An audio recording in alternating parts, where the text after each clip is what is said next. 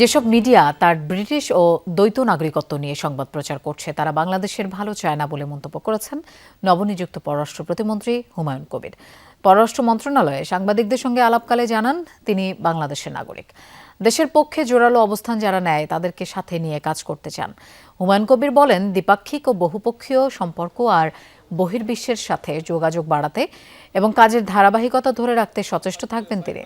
পররাষ্ট্র মন্ত্রণালয়ের কার্যক্রম এগিয়ে নিতে ৬ মাসের একটি কৌশলগত পরিকল্পনা তৈরি করা হয়েছে বলেও জানান প্রতিমন্ত্রী। তিনি বলেন, মক্কা যৌথ প্রতিরক্ষা চুক্তিতে যুক্ত হতে আগ্রহী বাংলাদেশ, এই লক্ষ্যে কাজও চলছে। আমি বাংলাদেশি, এখানে তো বাংলাদেশের মিনিস্টার হিসেবে Bangladeshi. I don't think there is anybody that will question my Bangladeshism and my stand. মানে এখানে আসিয়া বাংলাদেশের জন্য কাজ করা মানে তো কোনো সুবিধাভোগী লোক করবে না।